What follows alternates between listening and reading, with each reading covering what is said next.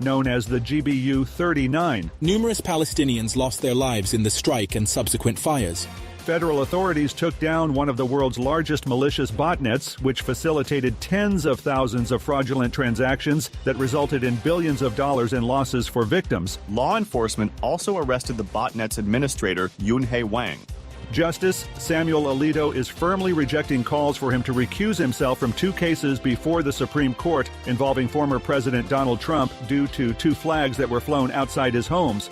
Texas House Speaker Dade Phelan managed to survive the contentious primary runoff for his seat, while fellow conservative state representative Justin Holland lost his suburban Dallas seat to Trump 2016 spokeswoman Katrina Pearson. The opinions expressed on this program are those of the host or guest and should not be interpreted as statement of fact. Independent fact-checking and corrections are encouraged. Can we get a cup of coffee in here, please?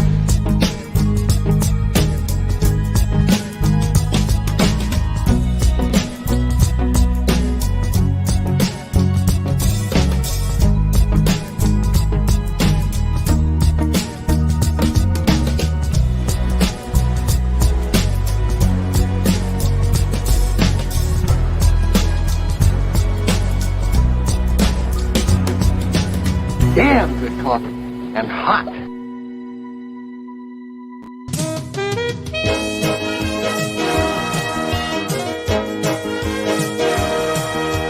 My dog is your mind's best friend. Wake up, America. You've got a dog that needs walking. That's right, sunshine. Just put on a big pot of strong coffee and get ready to type your little hate mail with your opinions about kumbaya and flat earth insanity. Stand-up comedy? You want stand-up comedy? Well, we've got sit-down comedy. It's time for Coffee with the Dog. You make me laugh. I'm probably going to piss you off today, especially if you're in a certain home. It's not going to make you laugh. Hopefully these other guys will make you laugh. I'm just going to make you angry. And I like that you're angry. Because you're very stupid. And you're cute when you're angry.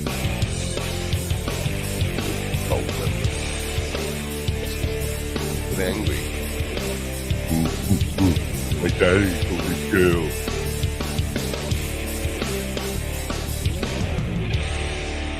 Oh, good morning. Good morning, cult members and normal people.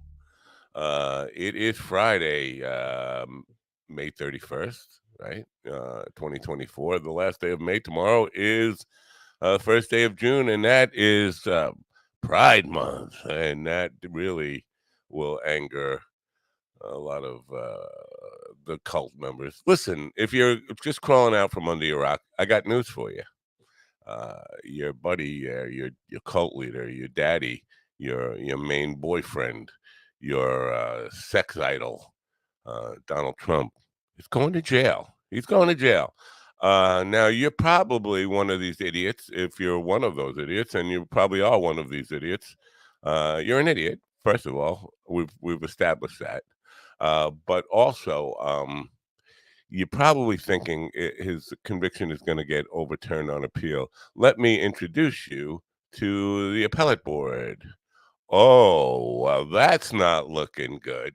We know if there's anything Donald Trump doesn't like, it's powerful women, black people, and you mix them both together and you get, we're ready to hear your appeal, Mr. Trump.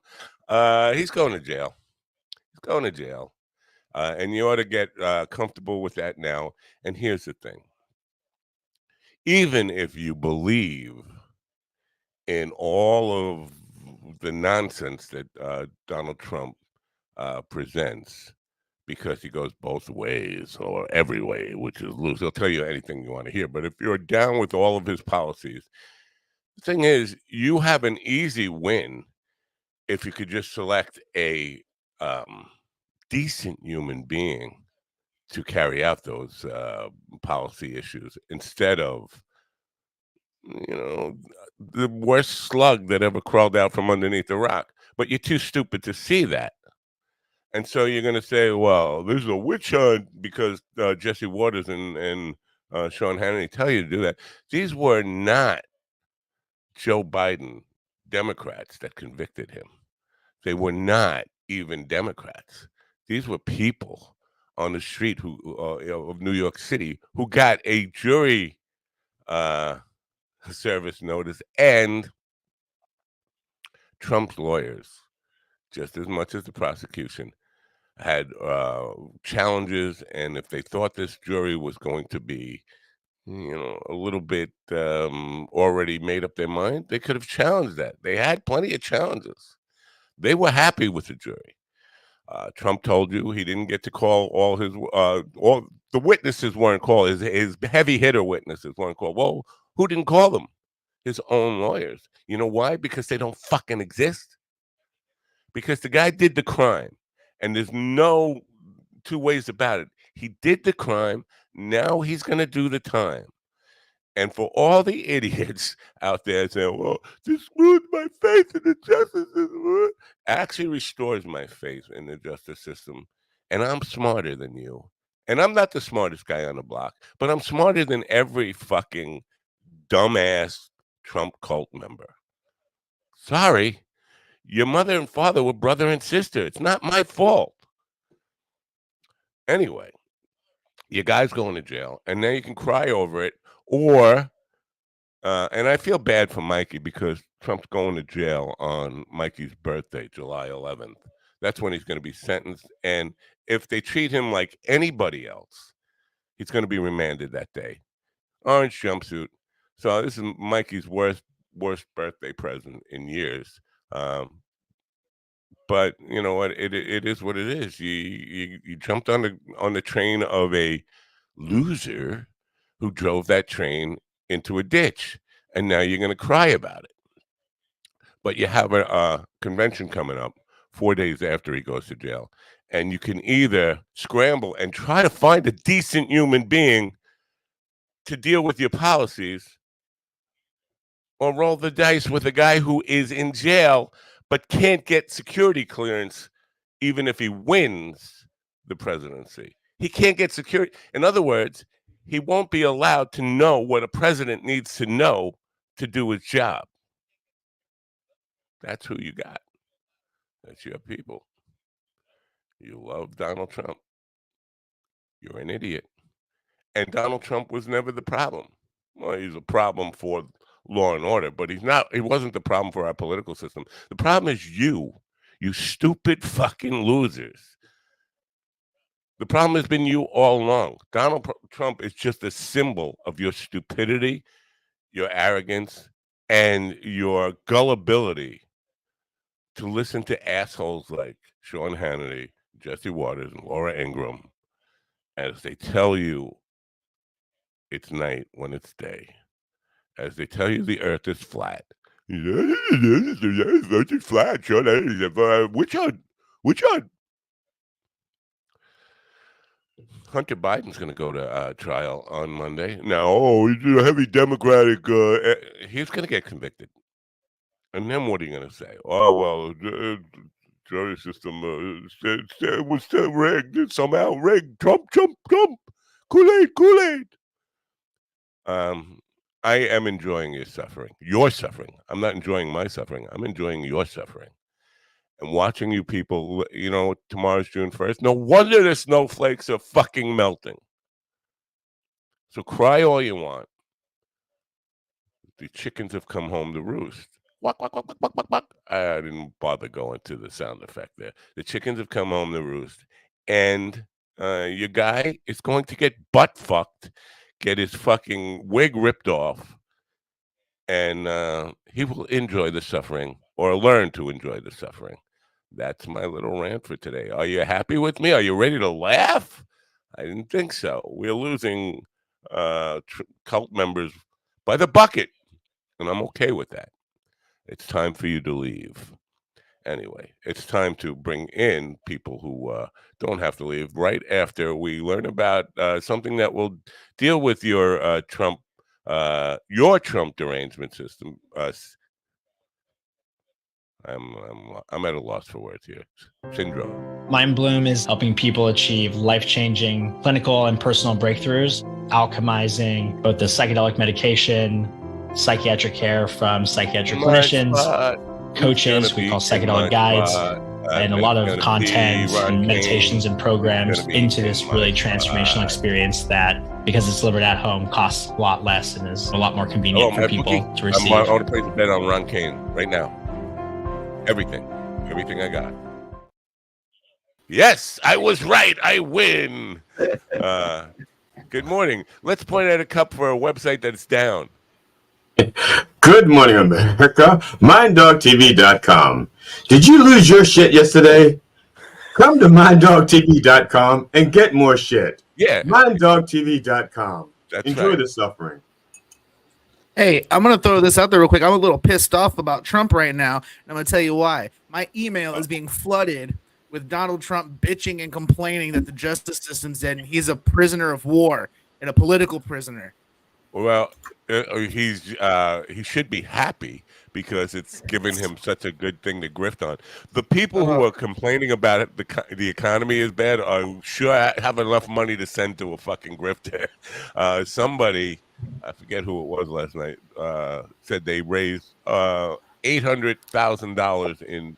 It's Lee Zeldin, who is a campaign working for Trump's campaign. $800,000 in a half hour. So these people who are just complaining about how bad the economy is sure have enough money to give away to a billionaire.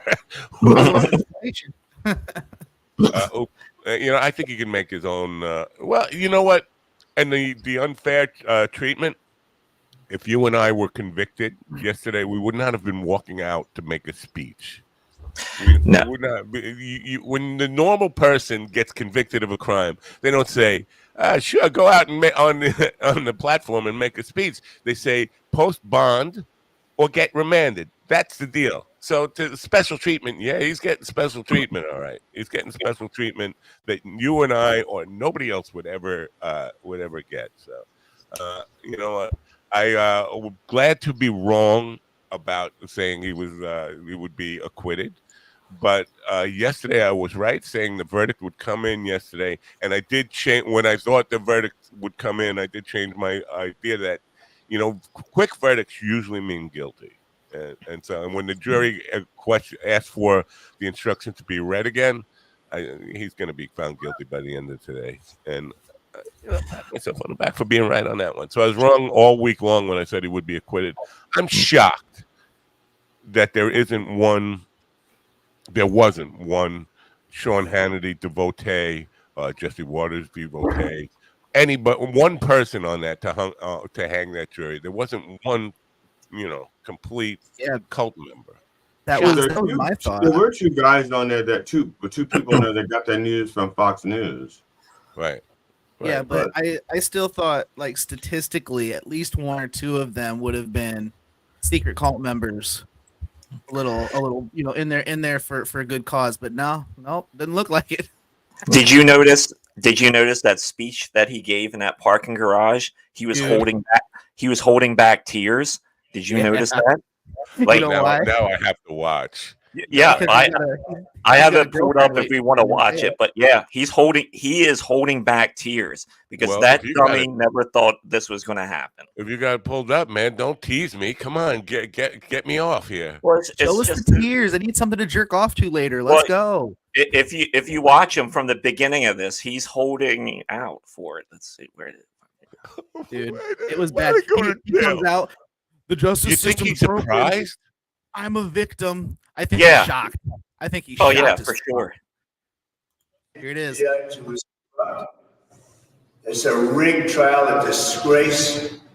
They wouldn't give us a venue change. We were at 5% or 6% in this district, in this area.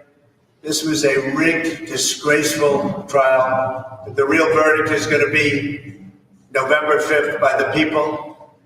And they know what happened here, and everybody knows what happened here. You have a so respect, DA, and the whole thing. We didn't do a thing wrong. I'm a very innocent man, and it's okay. I'm fighting for our country. I'm fighting for our Constitution.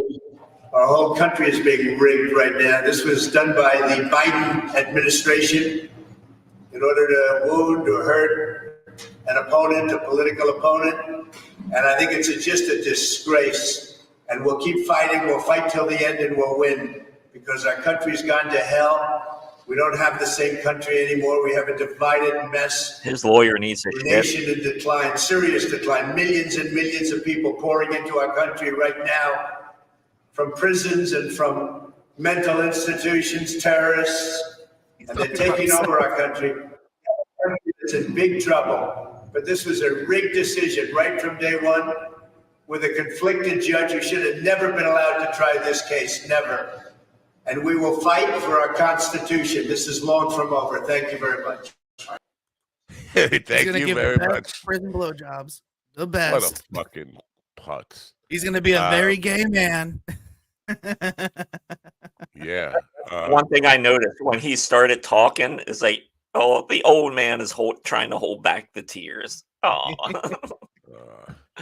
No sympathy at all for him. Or, as I said in the monologue there, he's never been the problem. The problem is the people that support him, the idiots that completely get behind. He represents them in his words. The worst things he says turns them on. It brings out the permission to be a total fucking loser. Racist, homophobe, whatever, all those things. It gives them permission to be all that, filled with, just resentment. But the idea that they need a messiah, and I've been on this kick for a week now. There's no messiah coming. Nobody's coming to save you. What? Nobody's coming to save. Well, especially you with that green screen that isn't even being used to be a green screen right now. It's just hiding whatever toys you have behind there. Do you think Trump's going to change his... I need it later, and I won't have time to set it up. Yeah, you're hiding your goats and whatever sex toys you have back there. No, they're over there. The screen doesn't even help like that. They're not up here with me. Don't point at me. It's gross. No, sir. You already sent me pictures of your hole this morning. I don't need any more. Okay? Don't need any more. We have a guest waiting. We have a guest his... waiting to come in, and he's been there for a while. But but he's not important, right? He's a ginger. Yeah. Oh, that's not fair. I'm a half ginger. That's not fair. And you're half not important. So what's the deal? I don't understand. He identifies as a ginger comedian now. Identifies. We have two guests in the room. I'm sorry. I didn't mean to say ginger. I meant to say ginger. I'm sorry. Thank you. No hard R's, please. Now you get out of my spot there. Now, what I know about Jacob White is he's a ginger comedian, and his greatest claim to fame is knowing Stephen Ortiz, which, you know what, he probably have to face an appeals circuit at some time for that crime too. Let's welcome him in. And he's in the dark. He's like the opposite of GD. He's got a white screen, but he's blackface. You gotta remember he's a ginger, so bright lights burn. So good morning, Jacob. Good morning, guys. How you doing? We're doing well. I'm ecstatic. Goodbye, Govs. Yeah, goodbye, Govs. What? Actually, I think the people in Gov support what I'm talking about today. They are not angry at my little monologue there. So, Jacob, I had a really difficult time even finding a picture of you, that publicity picture I could use for this morning. Yeah, I had to use your wife and hide a picture of you and your wife, but hide your wife behind the judge who was the second guest. That's all I had of you. I have a very small internet footprint out there, so yeah, that's probably on me for sure. Not a great business model if you're going to be in show business to not have any footprint on the internet. But I think we have this is epidemic. People in the arts not knowing anything about marketing and how to promote themselves. So anyway, tell us about yourself and your comedy career and how long you've been doing it, and have you ventured beyond Fort Wayne or any of the surrounding area? Yeah, so I started doing comedy in February of 2023, so just a little over a year. And I live here in Fort Wayne, Indiana, and I've done comedy here in Fort Wayne. I've done comedy in Indiana, in Ohio, Indianapolis, a couple smaller cities, Elkhart, South Bend. Yeah, just kind of some surrounding cities of Fort Wayne, and a little bit into Ohio. But yeah. Are you a squeaky queen guy? Queen guy, clean guy, a squeaky clean guy. Because I look at a ginger and I always assume they're going to be really, I don't know, opie. Yeah, I get the Opie comparisons a lot my whole life, but no, I would say I'm kind of the opposite of that. It's you're a a lot dirty of, boy? No, is that Opie opie? stuff? Is that opie short for opium? Yes. Yes. Just say yes to him, and he'll shut up. This is what I figured out with him. All you Andy do is Griffith show. yeah. I'd say he's a dirty boy. He's a little dirty boy. You're a dirty boy, huh? Yep, guilty on 34 counts of being Wow. a dirty boy. That's dirty good. boy. Fuck that clean stuff. Yeah, you man. know what? Fuck it right in the pussy.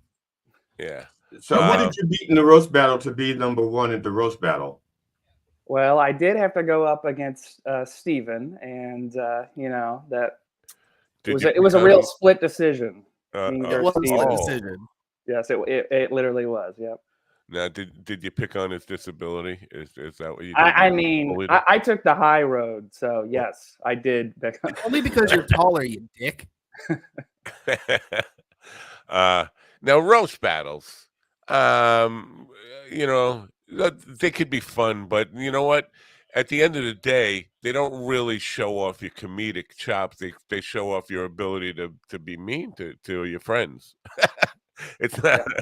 I'm not putting you down for comedy, that. though. Yeah. It depends how you do it. Yeah, I mean, I think a lot of times I see people go up like on open mics and shows, and they're thinking that they're roasting one of the other comedians, and instead of roasting, they're just like, "Hey, fuck you," at the whole time. And so I think that there's a middle ground there of like a light jab or just like, I don't respect you. And so right. Well, when I was in elementary school, GD was in his 30s or 40s, and he would come to the elementary school looking for a boyfriend, but then end up doing these kind of insult battles right there on the school ground. So we called them the dozens back then. Yeah. So I mean, it doesn't necessarily have to happen in a comedy club, and if the comedy club is not what makes it comedy, it's just I sound like I'm just bashing roast battles. I have enjoyed a couple of them, but for the most part, they don't really. I have never seen anybody. If it's not on television, like a roast battle that's on television, I've never seen anybody like really move their career a step ahead by doing that. That's all I'm saying. I like to think of it as like a sparring session, Right. No, that's what GD used to do when at the school, and that's why he would pick on elementary school kids when he was already a very middle-aged adult, because it was a fair fight then. I can see that. But in fairness, there were more of them than it was of me. That's true. There were like 80 of them, and he was like Gulliver with the midgets and stuff. Lilliputians. They like to be called Lilliputians. Do they? Yeah, they do. I've never really. I don't talk to them. Well, alopecias. I get those kids mixed up. Were they all bald? I think so. Oh, Tim Pool, by the way, has declared war.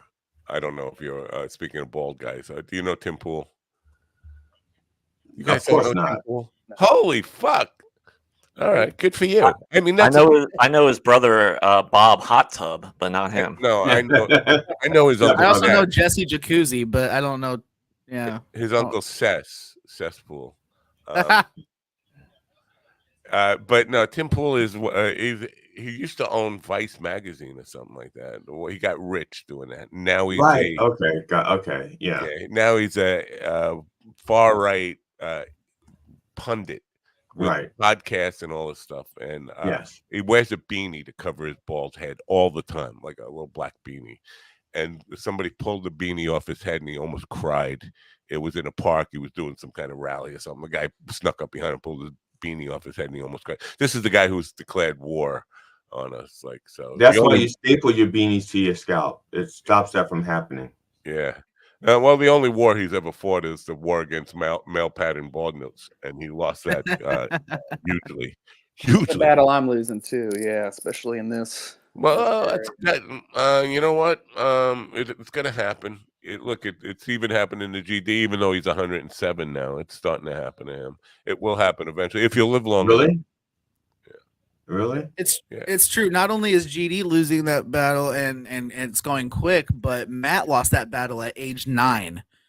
It was more like 15, 16, but fair enough. But he's had the mustache since 7. So, but who's got a bigger forehead, me or GD? Look at it. Look at these. Look at the. We could put them right here. Right technically, GD's forehead ends. Yeah, that's not a fair comparison because my forehead technically ends here, and yours we can't tell. Yours goes all the way to your ass. So. I've disguised my forehead ending. Matter of fact, I think they call yours a 6-head. I don't even think it's a 4-head anymore. Yeah. Matt doesn't have nightmares. He has drive-in movies. It's a 9-head. So let's talk a little bit about marketing. Have you thought about marketing yourself? I mean, if I'm still pretty new to this. I would greatly appreciate tips and tricks and advice. Yeah, but my advice is give up now while you're still young. I gave up a long time ago. That's why I'm in comedy. Yeah, are you prepared? Like, this is a major mind shift thing, but you have to prepare yourself for the suffering. Are you prepared for the suffering? Are you prepared to enjoy the suffering? I've been suffering my whole life. He's a Broncos fan. Of course, he's into suffering. Look at him. Whoa, Peyton Manning over here. I mean, come on. We won the Super Bowl not that long ago. No, you got second-rate old Peyton.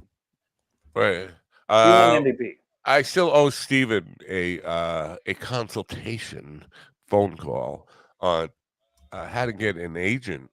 But even before that, and this may come as a surprise to people who've been in the business for 10, 20 years even, a publicity photograph, whether you know somebody who's a photographer or you have to pay for one or you have to give blowjobs for one, whatever it takes to get a good publicity photo would definitely be a smart first move. After that, something called a one-pager, and I'm going to bet that I'm the only one in this room right now that has, in this room right here, that has a one-pager. Do any of you guys have a one-pager or even know what it is? You mean the electronic press kit, one-page? It's like a EPK, but it's just one page. I have a one-page. I have a one-page. I have a one-page as an introduction letter, so that it's slightly different than my EPK, but contains pretty much the same information. It's just one page as opposed to my 9-page EPK. Yeah, nobody's interested in your 9-page EPK. You can fucking burn that piece of shit. I like to brag though. Not, I have you the got 1 9 page. pages. I have the 1-page EPK. I also have a comedy resume, and then I also made the 1-page website. Ah, very good, very good. Now, the 1-page website. Did you do it for fans or did you do it for business? I like to think I found a decent balance for both. There's no such thing as a decent balance for both. There's no crying in baseball. I've used it for both booking gigs, and I've also had people just going to it who've signed up for the email alerts and stuff, and it's worked for both. It doesn't work for both. I made it work for both. It's part of the whole disability package. Brad Garrett was on Seinfeld talking about his windshield wiper. Your windshield wiper is not fine. Yeah, mine is essentially a 1-pager because it's I have a little pitch and then I just send them, just enough, and then a high-res picture. Right. That's a one-pager should be the following. It should be a 3-line bio with a publicity picture, then bullet points of accomplishments, and those accomplishments don't really have to impress you; they have to impress a booker or an agent, and maybe a testimonial or two, and then what to expect during just basically what your show is, whether it's a clean show, dirty show, all that kind of stuff. But that's it. That's all. And agents will take that and be super impressed with something like that. And then they want to look at a business. And because I've had people I've hosted their websites for, and they wanted to design a fan-based website that could also be used for booking stuff.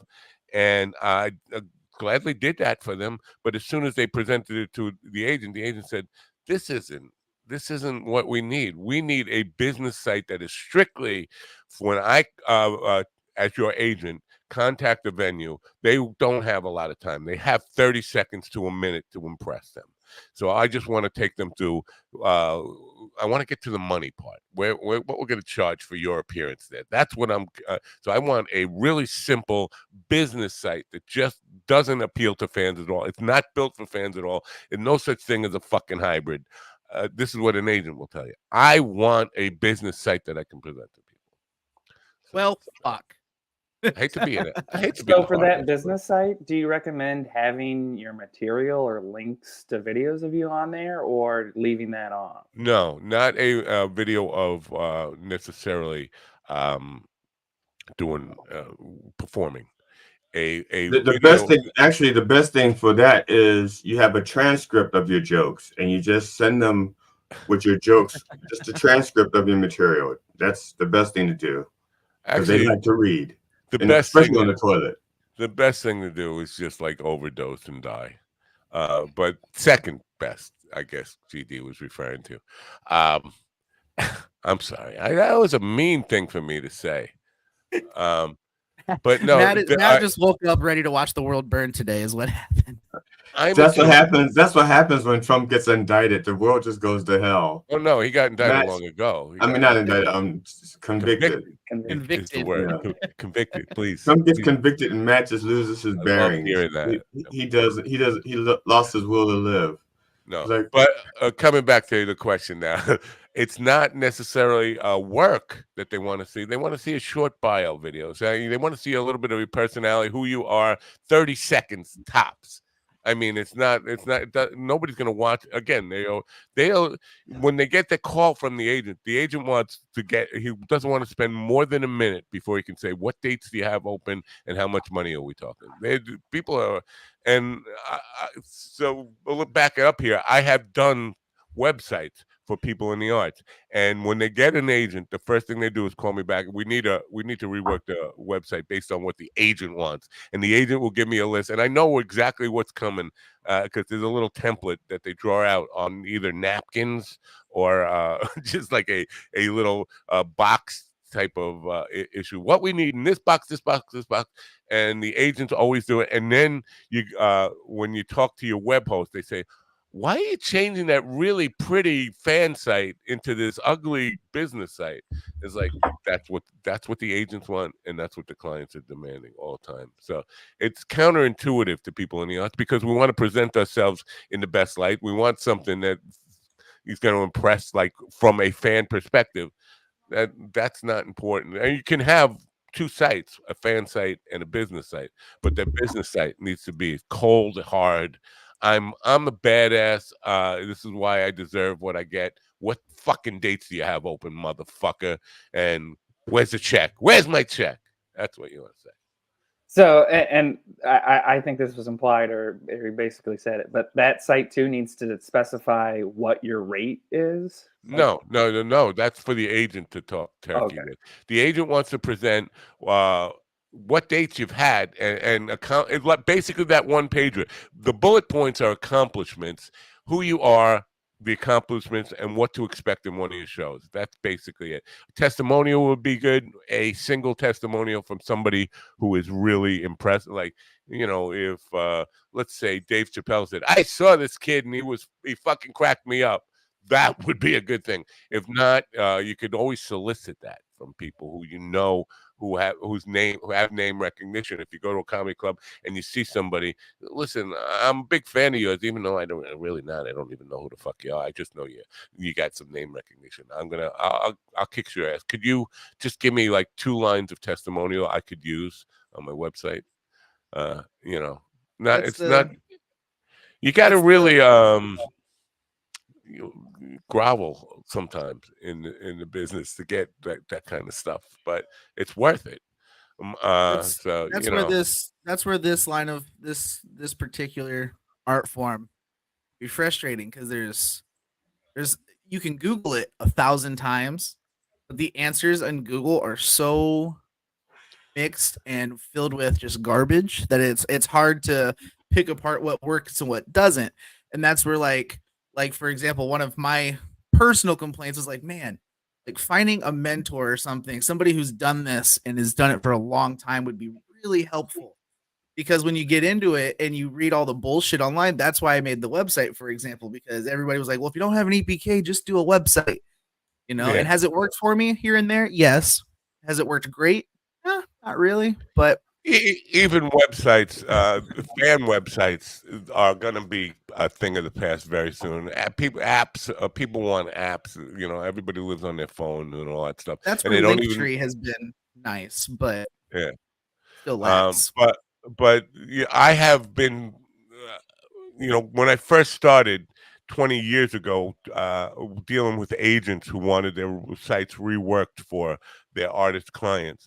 My reluctance to do it was like, you're out of your fucking mind. This is a using the state of the art type of technology, all the stuff that works in regular business.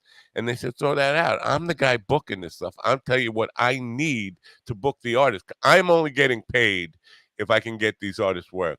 And I can't get them work with a fancy fan site like this. I need just fucking down and dirty. Let me get to the business. And because most of the times they're not even looking. They just want to say that one name that gives the testimonial or the accomplishments. On mine, it has, about songwriting awards I've won and the number of songs I've written and all that stuff. They don't fucking care. They're not going to fact check this stuff, first of all. It's just an impressive bullet point. And then they say, oh, yeah, okay. And I've done this like probably 500 times now for different clients who came. I developed a fan website for them. Their fans loved it. And then when it came to the part of getting serious business representation, the agent or manager said, yeah, that's fine. Undo that. Either undo that or let's have a completely different site. And that's what, to appeal to the artists, leave the fan site, build a one-page business site that is strictly business. So I'm off my soapbox on that. But I think so many people don't even get that information. They do what Steven just said. They Google everybody's opinion about what works instead of asking the agent, the guy who's going to get you the jobs and the money. Ask him what he needs what do you need from me to help me get work? And they will tell you. But that's even where it gets confusing, because Googling that, right? Like how to get an agent or a manager. No, they don't want emails, by the way. No. I've learned that. Very few people are agents are going to move forward from an email. They want a phone call. These are the people who are, I don't know if they came from the Stone Age or whatever, but text, or emails, that's not the way to open a business relationship. They prefer in person. If you could show up at their door and say, hi, I'm so-and-so. And if you know where they live, you could just show up, run different times. That'll scare the hell out of me. No, I was talking about that at their office, but that would definitely work if you showed up. If you were in their kitchen when they got home. Yeah, cleaning the kitchen. Hi, I'm GD Fenderson. Listen, I'm not taking the GD route of committing a felony to get booked. Okay, that only worked for him. Can't do that. Wax on, wax off. Work for him. You do. I can't break and enter. I can't break and enter into a house. I can't kick a door down. I can't climb in through a window. What made you think it works for him? Every day when I ask for plugs, you and Ron have things to plug, and GD says, I'm kind of getting my ass cancer checked. because he's so good, he can pick and choose what he does. Versus me and Ron that have to go everywhere and do everything. Good point. Good point. Plus, he's black. That also works for him. That's not fair. That's cheating. But get the fuck out of here. What are you talking? He's not black. He's black-ish. You buy that blackface? He bought that at a magic shop. It's not even black. It's kind of like red. Look at him. Matt, I will not buy a blackface. That has been illegal for at least 100 years. Okay, yeah. My family did that, but I stopped that. I stopped that. I'm a first-generation non-racist. Ginger. I'm part ginger, all not racist. I don't buy black faces anymore. Ever. Anymore. I've never done it. No, I've never done that. Shit. I'm the negative of the Shroud of Turin. Yeah. You're the negative of I'm a colorized Shroud of Turin. Yeah, Shroud of Turin in color, 2024. That's a good point. So a year in, what have been surprises, disappointments? You got any? I think the biggest surprise to me is that when I envisioned other comedians, I envisioned like these bubbly, outgoing people. You're thinking, oh, these people are getting on stage, they're going with fans, they must be kind of like an extrovert.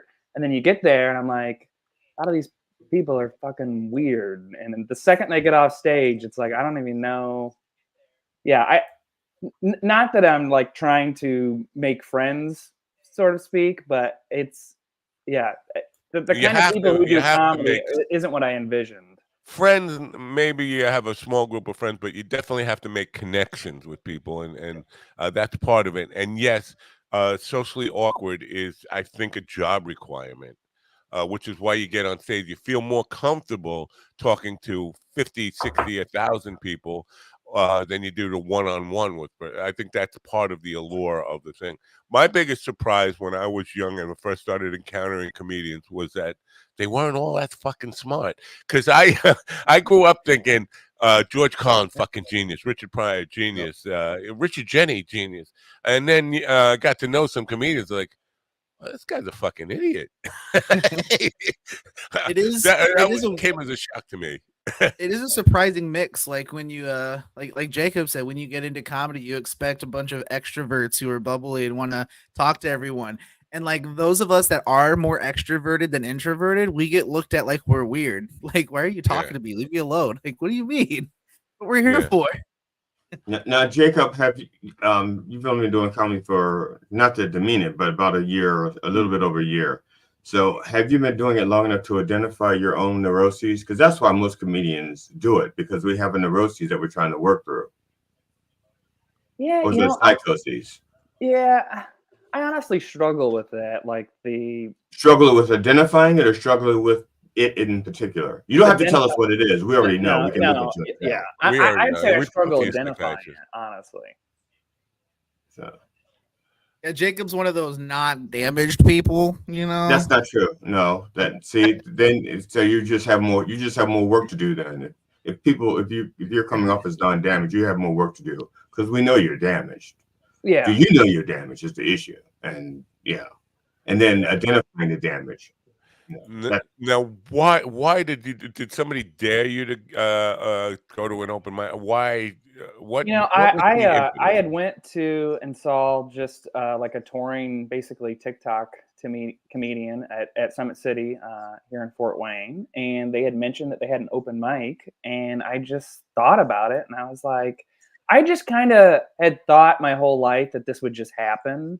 And then I realized, like, I have never tried or put in any effort. In the back of my mind, I'd like, someday I'll be a comedian. And then I thought, well, shit, I'm almost 30, and I'm not doing anything to achieve that goal. So I was like, I better, at least give it a shot. And then, just, tales all this time. You go to one open mic and then another and another, and Boy, I understand that mentality because I still am waiting to become a neurosurgeon.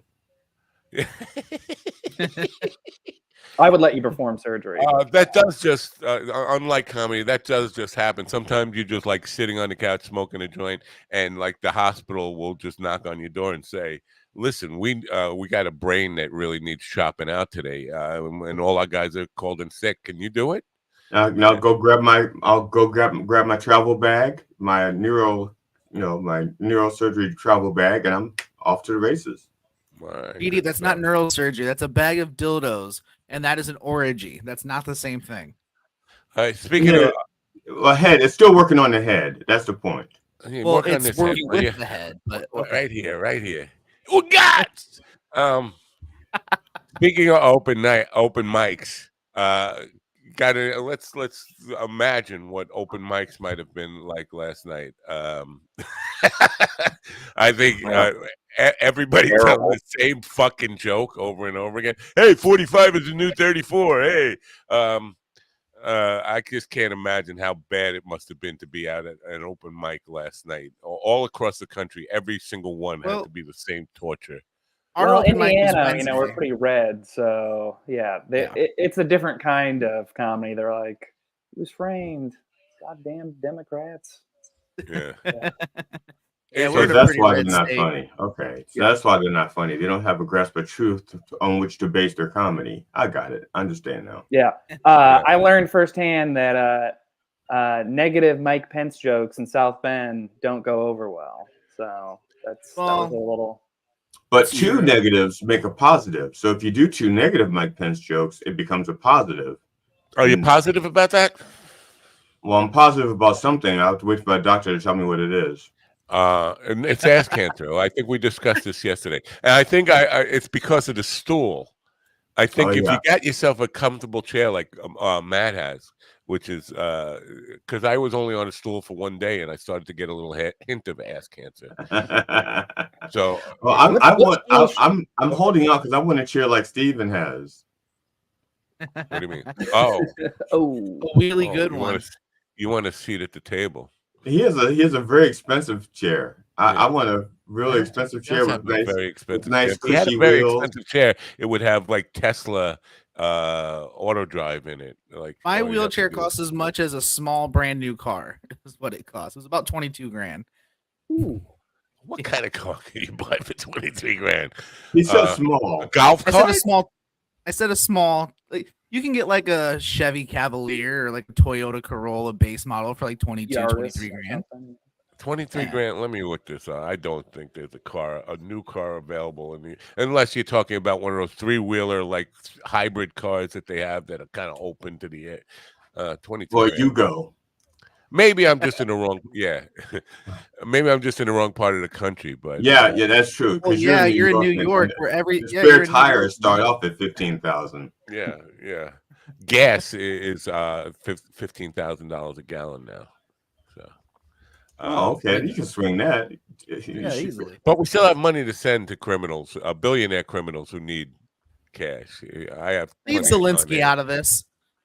Yeah. And Benny. Leave Benny and Z out of this, okay?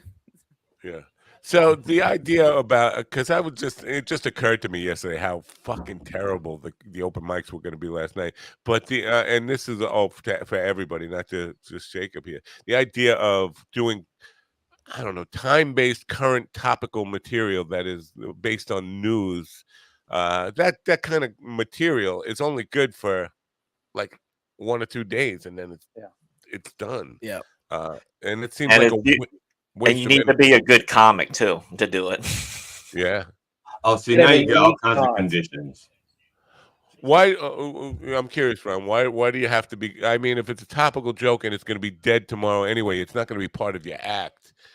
I'm speaking in the context of like at an open mic, because I'm just talking like if you're at an open mic, most of those topical jokes are just going to be garbage. Right. So, unfortunately, like a good comic, depending where they are in the lineup, that joke will be lost because, especially if the 6 comics before them all kind of had the same joke and don't know how to do the joke. Yeah, that's exactly why I avoid it at open mics, because as soon as you have a good idea for a joke about something that's happening currently, 11 people before you are going to absolutely do it. They're going to make it awful. And then when you get to it, you're going to be like, fuck, now what do I do? Yeah. Do it better. And Yeah. you surround something to beef it up. Well, don't back down from a good thing joke because other people have fucked up their version of it. You don't back down. if you build think it too up. much in advance about planning on doing something topical, and then you go there and everybody else is already doing that, it's kind of like planning on biting in a fight. You're going to get your teeth knocked out. It's kind of like that. It's like you know what? You don't want to plan or put all your eggs in topical stuff. But again, most of that audience is comedians. There's your mixed metaphors again. Put all your eggs in topical stuff. Yeah. See, Matt doesn't buy metaphors. He buys parts of metaphors and he puts them together in his little metaphor shop. That's true. He has a little metaphor shop. Hybrid. They're hybrid fours. They're not metaphors. Yes. They're hybrid fours. But the idea about presentation versus content, because I think you can be fairly successful if you're a great presenter. You have all the acting chops, the demonstration chops, and the body language. You can get away with shitty content or half-assed content if you're really good at presentation skills. Like Cat Williams. That's where I was at the beginning when I started. Made me nervous because all these comics get on stage, they can act stuff out, they can run around the stage, they can jump around, and then I get up there and I have to sit like it's story time. No, you can pop a wheelie. Not while holding well, I can do it while holding a mic, but the idea of flipping backwards in front of a bunch of people doesn't sound fun. Yeah. Yeah. Well, what about upper body? Because you can develop presentation skills, just upper body, and it's not necessarily walking around stage that does it. See, that's a problem. See, he grew up in Indiana. There are not a lot of Italians, so he could learn to use his hands when he's talking. See, he needs that Italian. This. Yeah, he needs that Italian influence. He doesn't have that in Indiana. He's got. I feel like I give enough body language to get the point across. I think. When I'm up there, but I don't know. Jacob watches me more than I watch me, so it's hard because Steven a lot of time is at eye level instead of higher because not a lot of stages are accessible. I thought he was at dick level. I am at dick level when they're standing, but when everyone's sitting, we're all yeah. If we're standing, then yeah. Huh. All right. I guess we can move on to more about Jacob here. Now, how often are you performing? Do you got, I try to do something once a week, whether that's open mic or an open mic. Yeah, I've gotten a couple bookings, but yeah, I try to do something once a week. Sometimes it's once every 2 weeks, but have you tried using booking.com? Because I understand that's like a really popular site for booking. No, mybooking.com. I use Expedia a lot. Yeah. Well, mybooking.com. Okay. Mybooking.com. Yeah. MyBooking. Okay. Well, no, booking.com. You're thinking of gambling on your future. Booking. That's what I'm talking about. Yeah. I would never gamble on my future. Gambling on your career. What are the odds I'm gonna get a gig this week? But how many minutes are you doing now? Are you still at like 3 to 5 or? No, I've done a 15-minute set for like an audience of 60 or more. So I got a 10-minute set. Cool.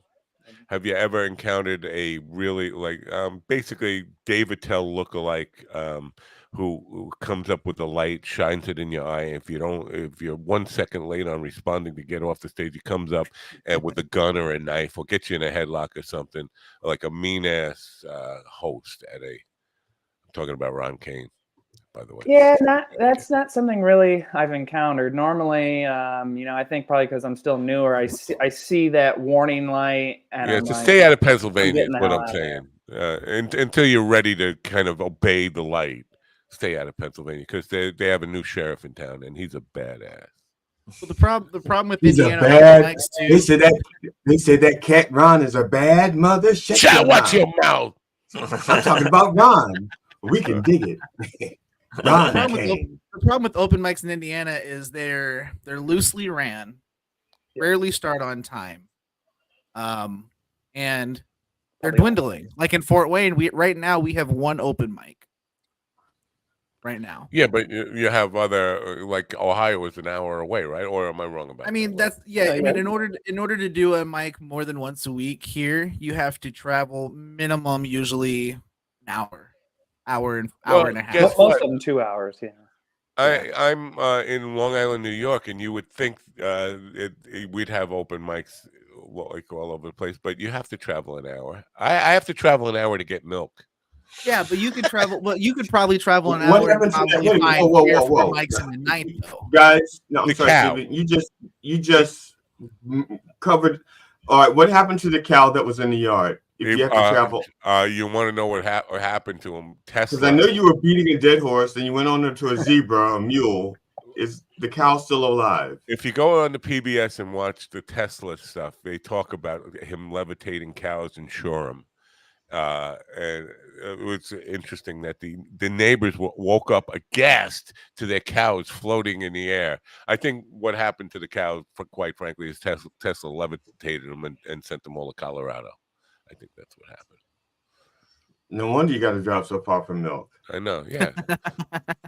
So we have no milk. But fortunately, I'm lactose intolerant, or I'm actually everything intolerant. I got an EpiPen. I know you're people intolerant.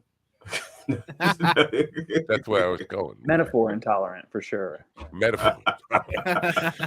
I'm very tolerant. I just don't use them correctly. Mix and match. Yeah, this one works with. It's like a salad.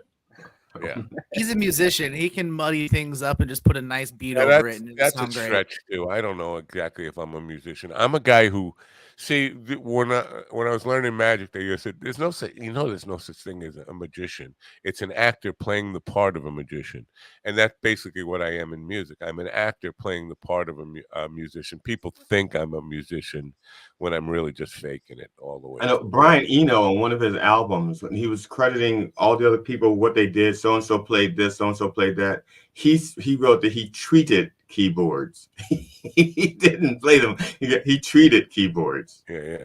All of Matt's guitars have no strings. He just gets up there and does this.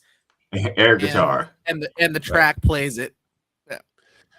So, Jacob, now we've established that you're a dirty bastard. You work really filthy and disgusting and say horrible, mean things. And you like small my children. mom loves.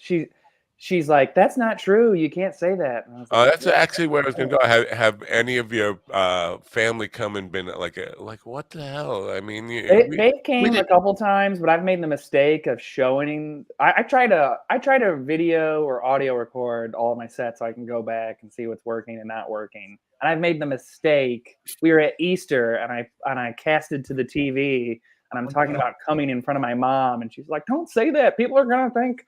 They'll know me. And I'm like, no one knows. No one cares, Mom. No one thinks I came in front of you. I mean, I did, but.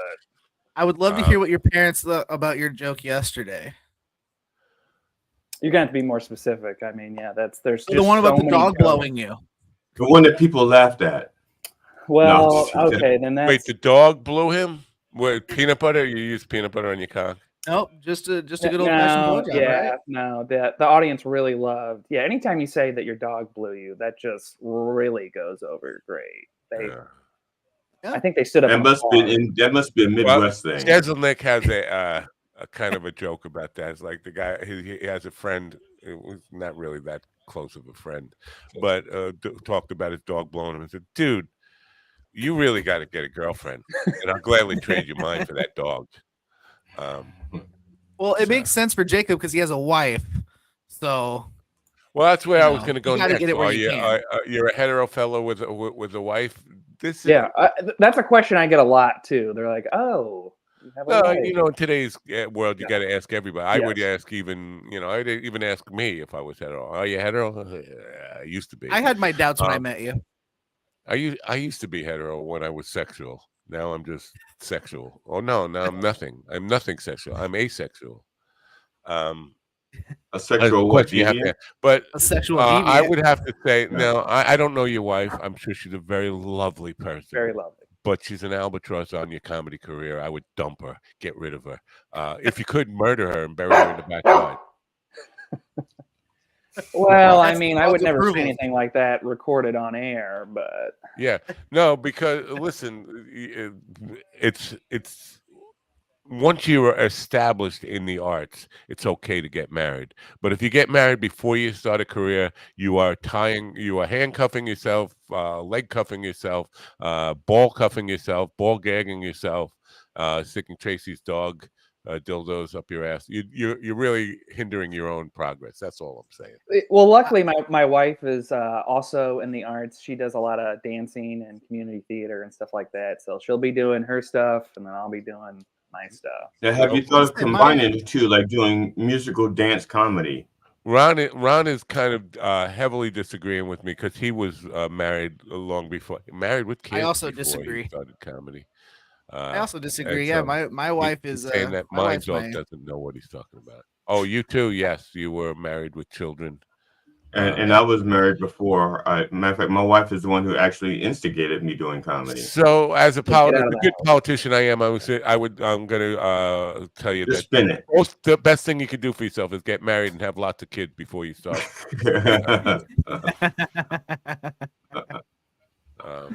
Do you have kids? No kids, just one dog. Oh, that dog. Now the dog is not hetero. We've established that. The dog. We've established this. When I pick him up, he gets a pretty big erection. So yeah, take that. Bigger than yours, or do you just sure. not? Okay. For sure. That dog. You got the wrong kind of dog then. I think the dog wants on the. It's a small dog, so don't get me wrong. Not a big dog. Wow. Well, you know what? I would hope you get some kind of internet presence. Now, are you doing reels or anything like that? No, I honestly haven't really put anything out like that. I Jacob, didn't know if it's good to do. I mean, I know that sounds stupid. Like, why wouldn't you put your stuff out there? But yeah, should it be clips of me performing or just me living my everyday life and with funny takes or? Yeah, well, let me tell you, there's no like in school, there's no such thing as a stupid question. There's no such thing as a stupid opinion about what to do, because everybody's got, and highly successful people, like even Louis C.K. will tell you he doesn't do fucking reels, and there's no point in doing that kind of stuff. And so if somebody that successful says it, you can argue and say, well, he was successful before, but whatever, you have different opinion. You have a billion different opinions about burning material, just putting good stuff out there, putting bad stuff out there. You got to be yourself and listen to your own. Yeah, you get to do what works for you. If you're doing something and you're not getting the results you want, it's either time to change up what you're doing or buy a different audience. And it's time for the news. No, listen to Mr. Wisdom up there. Yeah, it is time for the news. Jacob, thanks for being here. I mean, listen, when you get some web presence, I will be glad to share it with people. If you got gigs coming up, let me know, and or appearances that coming up, let me know, and we'll promo them for you. Or you can either contact Stephen or just contact me directly, and we'll be glad to kind of give you whatever support we can. I really appreciate it. All right. Yeah, man. And if you find yourself in Maryland, look me up just so you know where I am, so you can avoid me. Also, I don't know, I can't see your face very clearly, but if you have a ginger mustache, I would try to. Yeah, I would, kind of paint it black and really dark black, like give it the Rolling Stones treatment. So I had a mustache and I had to paint it black. Yeah, exactly. So anyway, we have to get to news. Thank you for being here, Jacob. Have Thank a great you, day. brother. Yep. Thank you. Bye for now. It's time for the news. Are you guys excited for the news? I can't wait. I'm betting now, because I've heard some of the other newscasts this morning. The big story from yesterday is not going to be in the news. Here, listen. Let's listen to Alan Edwards bring us the news, and I guarantee you, he's not going to say one word about Donald Trump being convicted. Texas House Speaker Dade Phelan managed to survive. You're right. He didn't. I didn't even mention it.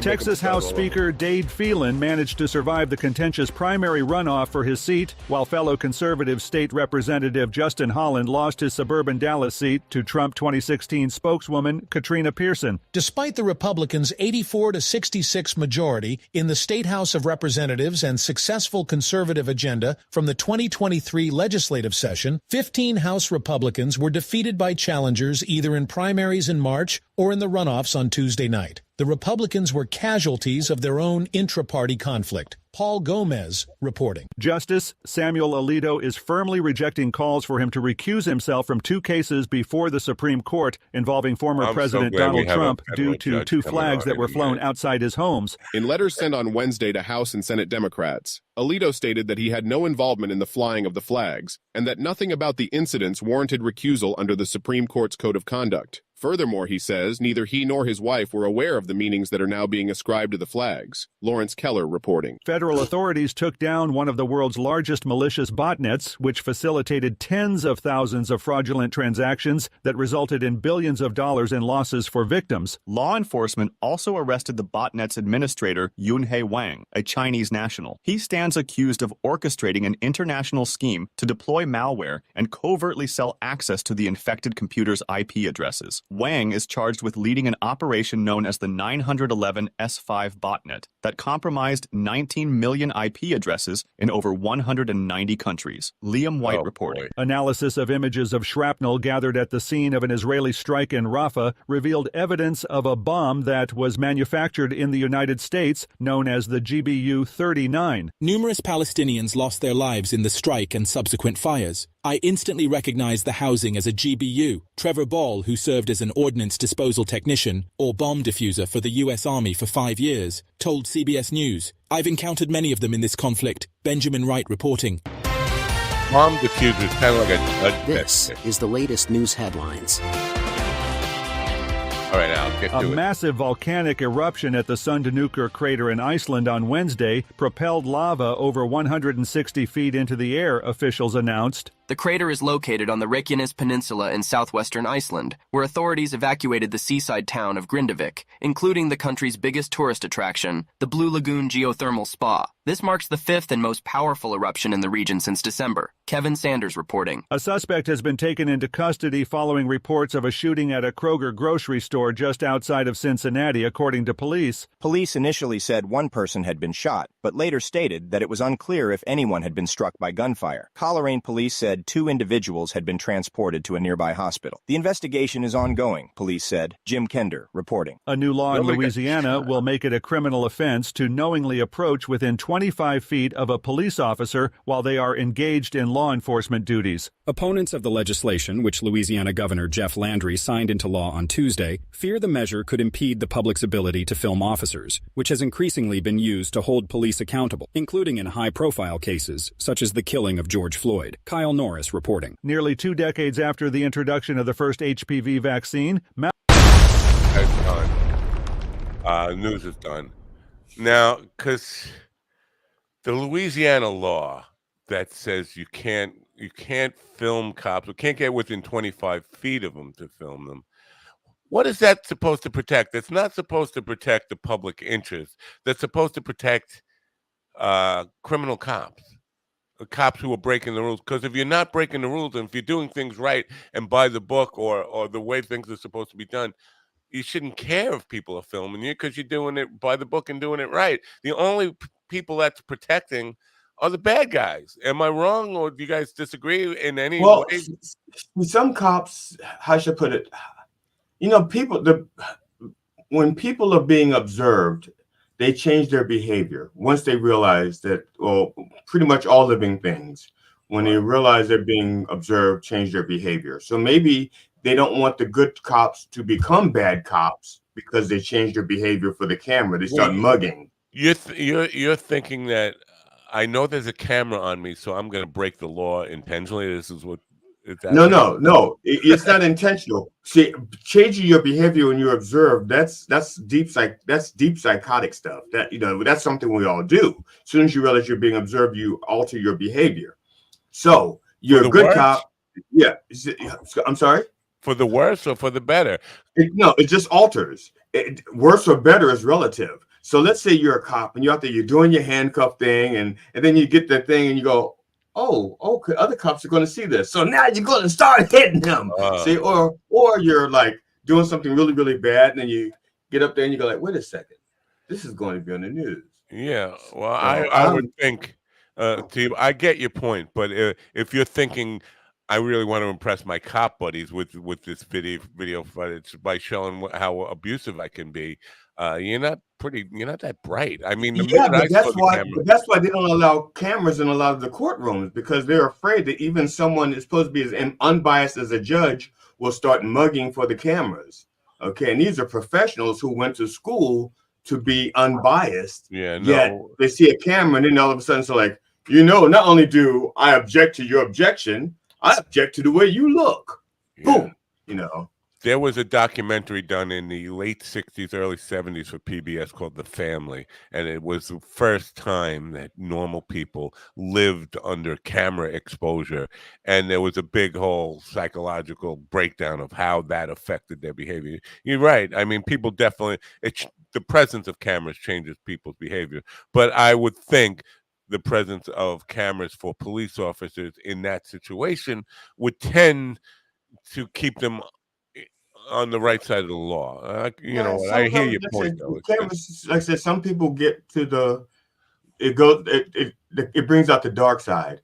And also maybe they're thinking it's a distraction. Like he's doing his thing and all of a sudden he's got to turn around to look, and then the bad guy gets out of the cuffs and runs down the street naked back to his home. Now, my prediction about no Trump. Now, I have heard other newscasts by the same company this morning, and there was no Trump stuff. But some of this, they're talking about Alito, and Alito doesn't seem to be. You would think a Supreme Court justice would have had enough exposure to good liars along the way to learn how to be a halfway decent liar. To say that I didn't know what the flag meant upside down. My wife and I don't know. We'd never heard that the significance of That's such bullshit. That's such bullshit I know. because a guy like that is just all about control and what's going on in his life. It's such bullshit. Well, I don't know if you guys are old enough. Of course, you're old enough. It was only 20 years ago when he was confirmed. In his confirmation hearing, he said he doesn't just go by the letter of the law. He goes above and beyond to try to not have any appearance of impropriety at all, and will go way farther than he has to, not to have even the slightest appearance of bias or anything like that. I think he's talking about judging talent shows at elementary schools. I don't think he was talking about actual court cases. Yeah. We can talk to the judge in a moment when we bring him in. Of Judge Stephen McGuire. I think he just goes by author Stephen McGuire now, but he's a retired judge. He probably knows a little bit more about this stuff than we do. You think? But the other story in the news is the Chinese hackers. I hate the scam bots and all these people that are just hacking, and so I'm glad to see they got this guy. Now I'm because the news is just so weak on details. They didn't say if he was in China or in the United States, operating domestically. I'm assuming he was operating domestically. Like China's not going to open the door and say, "Okay, FBI, come and get this guy," right? Maybe it's part of a deal. Like we'll let you have him, but you give us Trump. So I'm just saying. That's just a random deal. I don't know anybody who would make that deal. Well, that's what I picked it. It's something a little bit preposterous. Monty Hall. You are no Monty Hall, my friend. That was a zonk. And now Stephen and Ron are both saying, who's Monty Hall? What the hell's a zonk? Is he a baseball player? Yeah. Monty Hall. No, Monty and now Urban. Third base for the New York Yankees, Monty Hall. Monty Urban. Oh, by the way, the Negro Leagues are now officially a major league as far as statistics in the Hall of Fame and stuff go. So that's going to change. And now that they're defunct and they can't do any real yeah, sure. Now.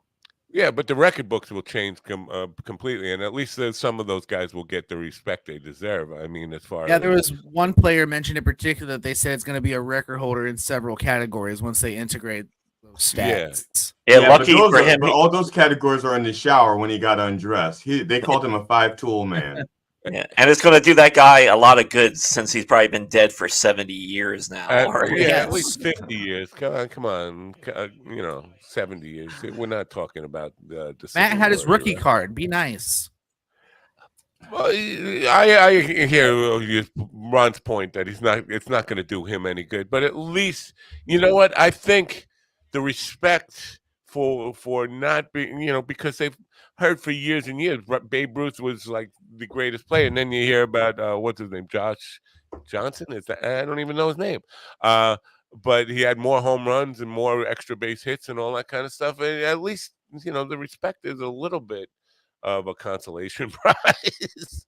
I think it'd be good for the most part. Baseball nerds are statistic freaks anyway, you know. So they just had their orgasm in the sense that they have all of this new material to fight over and discuss. They're in baseball orgasm. Boy, they heaven. argue about the dumbest stuff ever, man. On Tosh's first album, he's got a joke about black people and sports and baseball. And and Latino players too. He's like, all the people coming from Cuba in an inner tube, as long as they can throw a junk ball in like a 90-mile-an-hour fastball, it's okay. I apologize, Daniel Tosh, for murdering your material there. I will never do it again. But don't apologize to Ron for killing his point. Yeah, don't apologize to Ron, who's right here. Apologize to Daniel Tosh, who will never hear. I thought I supported his point. No, you didn't. Ron didn't even get to finish. Ron says Daniel Tosh is a joke of a black. Anthony Jeselnik has I think it's like his first or second album. He tells a joke and it absolutely murders. He says, "You know what I want you to do after this show? I want you to call up a friend of yours, tell them that joke, then apologize for not having my timing." Thank you. That's good advice, Anthony. I will take it. All right. You know what? Let's do a really quick commercial, and then we'll meet the judge. And we've met the judge before, but we couldn't talk to him because of connectivity problems. I hope that's solved right now. Here. Hey there, fellow content creators. Are you tired of seeing your YouTube channel growth at a snail's pace? Well, I've got some good news for you. InVideo is here to supercharge your channel growth. With InVideo, you can create eye-catching and engaging videos in a flash. Say goodbye to spending hours editing and perfecting your content. InVideo's user-friendly interface makes it a breeze to create professional-looking videos in no time. But that's not all. InVideo offers a treasure trove of customizable templates, so you can easily tailor your videos to your unique style and brand. Stand out from the crowd and leave a lasting impression on your viewers. And the best part, InVideo is not just a video editing tool, it's a one-stop shop for all your YouTube needs. From creating thumbnails to adding subtitles, InVideo has got you covered every step of the way. So what are you waiting for? Give your YouTube channel the boost it deserves with InVideo. Join the ranks of successful content creators who have used InVideo to skyrocket their channel growth. Trust me, you won't regret it. I don't know. How am I supposed to trust you when I don't even know you? You're an AI voice. How am I supposed to trust that guy? Anyway, Stephen McGuire is here. He's a retired chief judge, Federal Trade Commission, and now author who has published 3 political thrillers, Prior Restraint, Fractured Power, and most recently, Secret Deceit, which is about an assassination. I don't know if it's just an assassination attempt or an actual assassination of a president with a populist agenda. He's here now. Hopefully his connection works. Let's welcome in Stephen McGuire to Coffee with Doug. Stephen, welcome. Yeah, hi Matthew. How are you today? I'm well. Thanks for being here. We have a good connection. You can hear us? Yes, I can. I apologize for our episode this couple weeks ago. We had a technical glitch, I think, on our end, and that has since been the resolve. So I've appeared on several podcasts, so I'm glad it came to a head, so we can get it fixed. Is that your IT person in the background over your shoulder? Yeah, that's exactly right. Okay, just in case there's a mess. Quick, fix it, quick. Okay. That's G.D. Fenderson right up there, and he is a certified forensic humorist, which means he's an unfunny comedian. But he was chomping at the bit to ask you questions last time, and he didn't get to do it, and he was angry at me about it. But there's no reason for you to apologize for, unless you invented the internet. Well, I did not, and I don't take any credit for its content. All right. Now the novel, and from what I gather, most of your readers find almost a very congruent thread among the novels and what's really happening in the real world, kind of like Law and Order, taken from the headlines of what's going on. Right. That's how I try to write. I was in Washington for 33 years, very close to the political center of things, and I know how politics work. So all three of my books depict how power is exercised in Washington.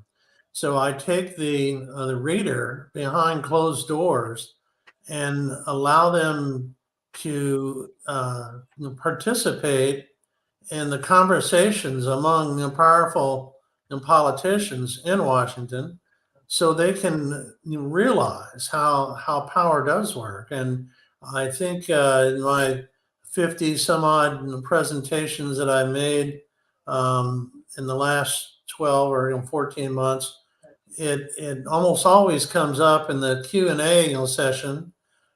This seems so real. Is it true? And I say, well, it's not true, but it could be. So I try to cut a very fine line between fiction and reality. And I think given the conflict in today's the political process, it seems all the more viable. Well, if you don't mind, I think we're going to have to ask you about some of the things that are going on now. First of all, we're hearing a lot about bias in courts, and if you don't like the way things are going, the judge is biased, the court system is biased. First of all, do you agree with any of those things that we're seeing a great degree of bias in the court system, and what kind of cases I'm talking about that are in the news? Well, I'd like to think that justice is blind, and it certainly should be. And I think most judges, whether at the state level or the federal level, try to do the very best job that they can. I know when I was chief judge at FTC, I had two concerns about any case, and I handled some huge antitrust cases worth billions of dollars. But my only two real interests were establishing what the ultimate facts were in the case and then applying the law. And the outcome to me made no difference. I wasn't there to support the government's case nor to protect the respondent. I wanted to see justice done. And that's what I tried to do in my tenure. And I'm proud of the fact that I think I achieved that. So are all judges like that? Perhaps not. And I think as the higher up you get in the political realm, the more justices are appointed because of their politics. And so when a controversial case comes before them, they can be relied upon to make decisions consistent with their ideology. So I don't think that's right either. I think justice, it's a great honor to service the country's court system. And I always said, if we can't trust our judges, then this country is in great, great trouble. Right. And okay, then we're in trouble. No, I'm just no.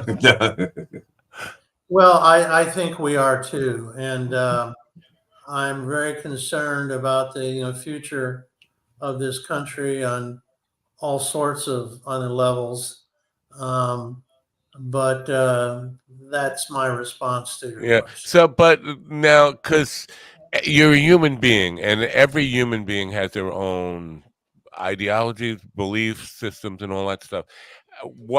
Is there anything in the training that allows you to turn off your your instincts, your beliefs, your core of who you are when being presented with evidence, or is that that's just our best aspirations of what we want people to do? But as you pointed out, some people are not able to do that, and I don't think they teach that in law school, like Well, how they to don't teach that in law school. I think it just comes down to an individual thing.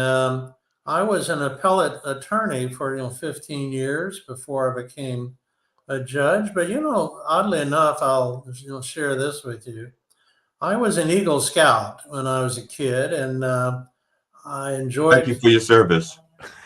Yeah, I enjoyed scouting very much, and it instilled a value system in me that I probably didn't fully appreciate at the time, but it has served me well throughout my entire career and my life. And it's truly taught me ethics. It taught me what was right, what was wrong, and I tried to adhere to those principles as closely as possible.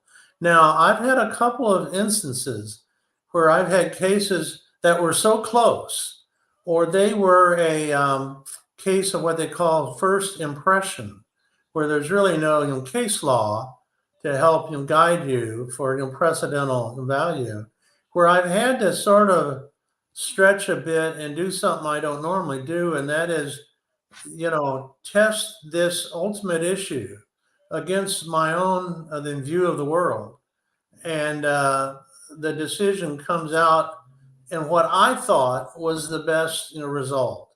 But I've only had to do that a couple times, and the rest of the time, like I said previously, I was guided by ultimate facts that had been determined, and the law. And usually there's some conflict in the law, but there's enough law out there that most, in most cases, you're given good guidance, and it's a matter of applying the law to the facts at hand. So right.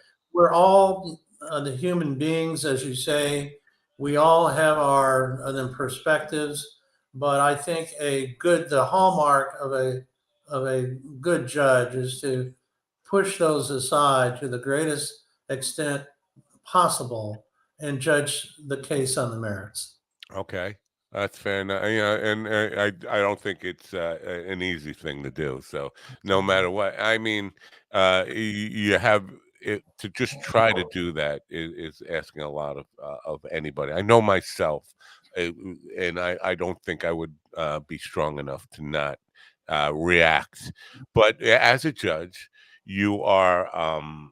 Required to kind of not show if you have any bias or not. Even as a human being, you're supposed to. Now, as an author, because I'm looking at um, the description for Secret Deceit, the book that we see in front of us, and I can't tell you bias. I can't tell if you're approaching this as a Republican, a conservative, or liberal, Republican, or Democrat.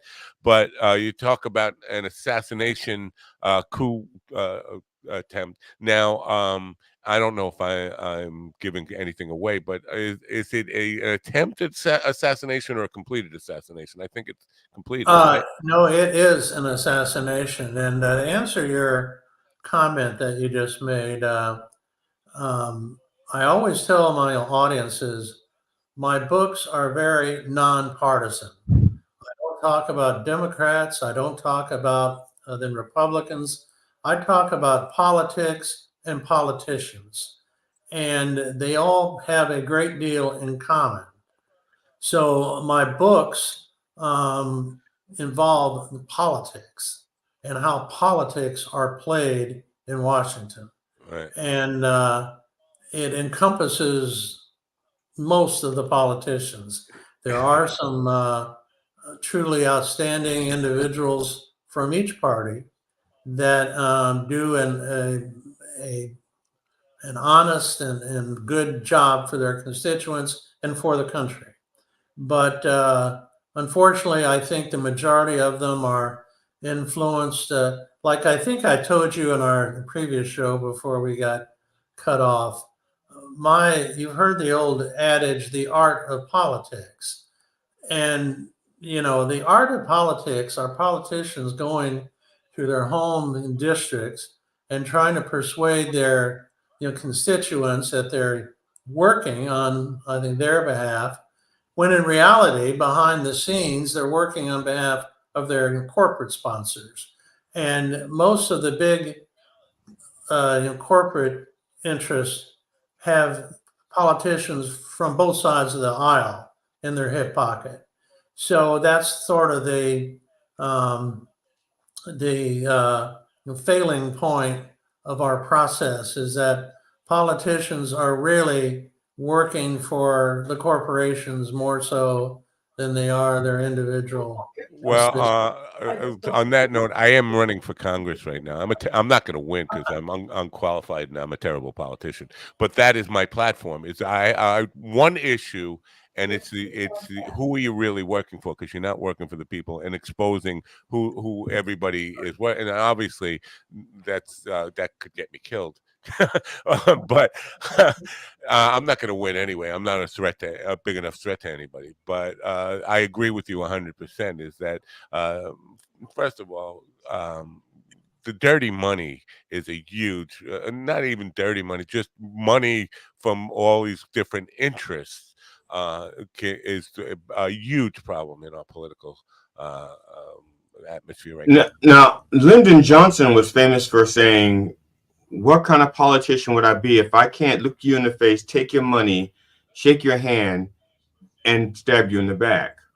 Did he actually say that? He didn't say stab you in the back. He said something else, like take your money and not listen to you or something. Right, but Well, basically, it boils down to stabbing you in the back. I'm sorry? I said that's a pretty accurate statement. Yeah. Now, because the book is about an assassination attempt, and I'm going to be a little naive here. I'll be a lot naive here.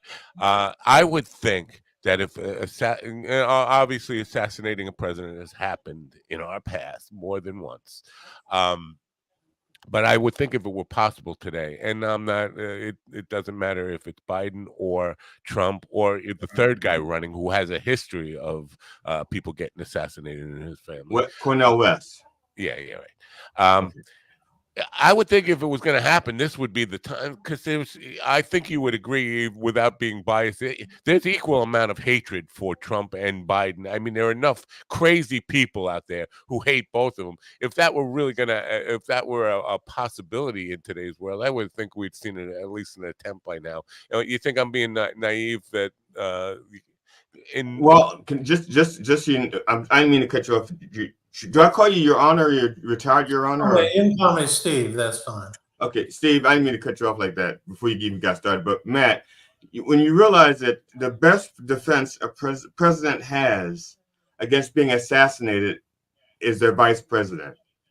You kill them, you get the next person. So do you agree with that, Stephen? Well, I think it depends.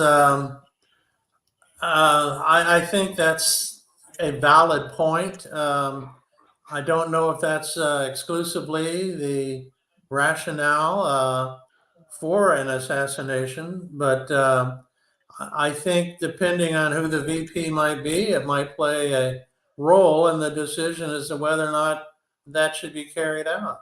Wow, because we just talked about Johnson, and there's all because we'll never know the truth and all that stuff. But there's a whole lot of speculation he might have been involved.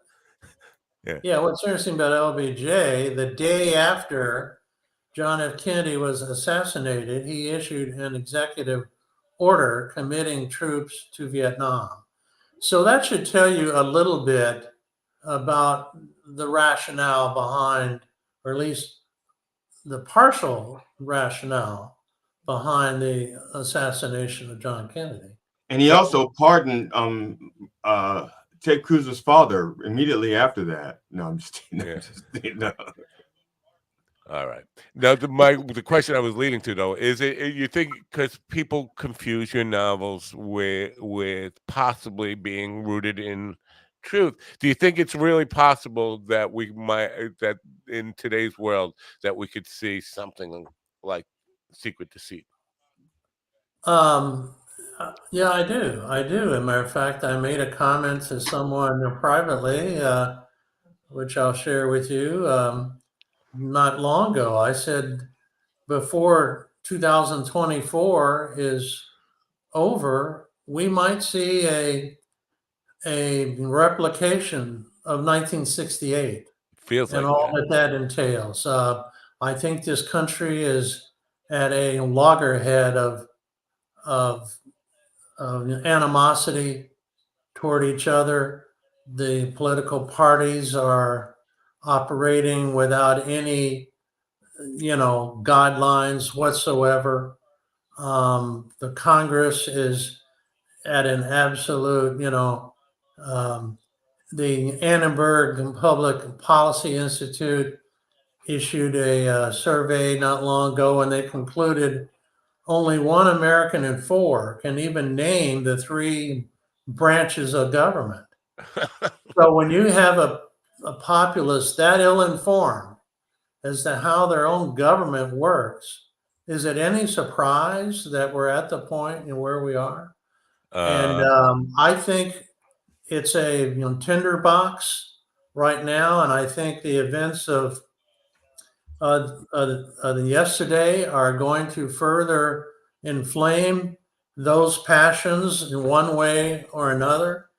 And I'm not. I have great anxiety about what's going to be happening in this country. I do in too. the near term. You know what? This might sound like it's totally selfish, but I'm glad I'll be dead by in in the short term because I don't want to see where we're going. I'm a pessimist for America, and it's kind of refreshing to hear that reflected back in your statements, and Well, that I'm not crazy about it. I've been a student of history my whole life. I've traveled about 65 countries, including 10 communist countries. And I know totalitarianism when I see it, and it's here right now. And I'm like you, when I get into discussions with even friends or people about where I see things going, I'm not optimistic either. And some folks like to say, well, I understand, but I would like to be a little more optimistic.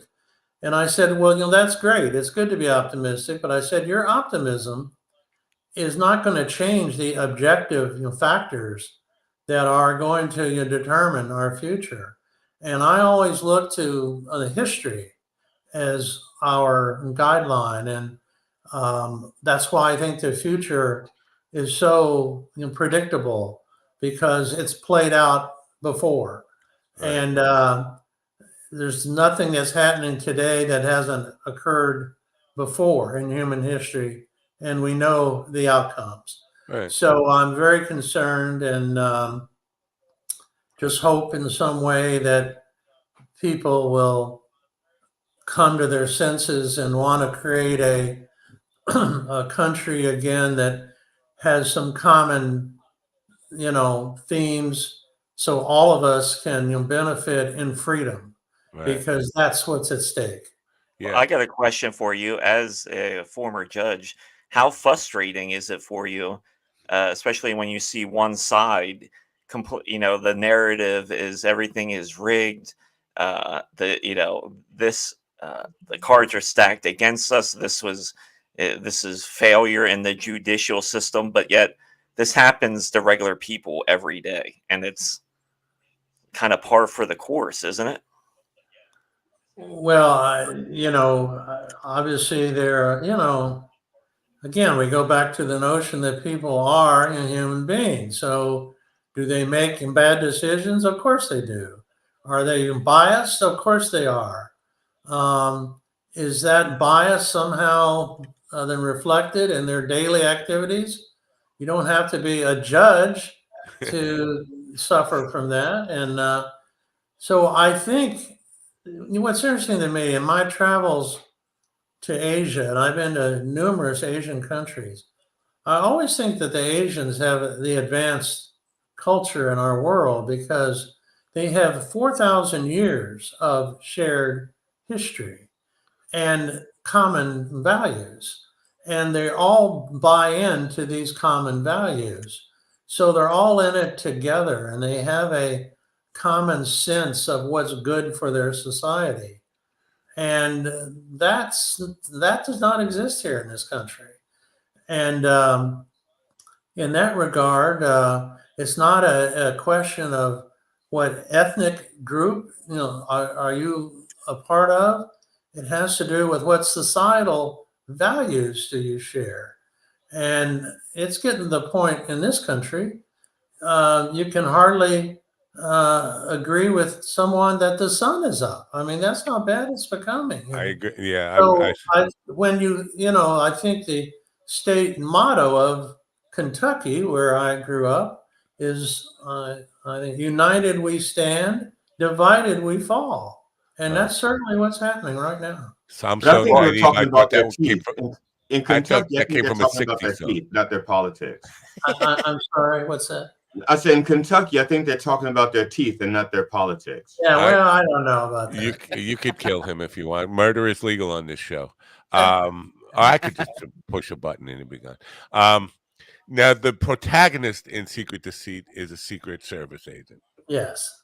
Have you had experience with with the Secret Service? Because there is as much distrust for our courts and our politicians, all that. That right now, the Secret Service used to be, and this is a naive statement to make, but it used to be that that's the one thing that people in one branch of a part of or department of the government that people had the ultimate faith in their motivations and reasons for doing things. But now the Secret Service is coming under fire and suspicion. Well, I think what you're seeing, I do have experience with the Secret Service, and I think they're a very honorable group, and historically have been so.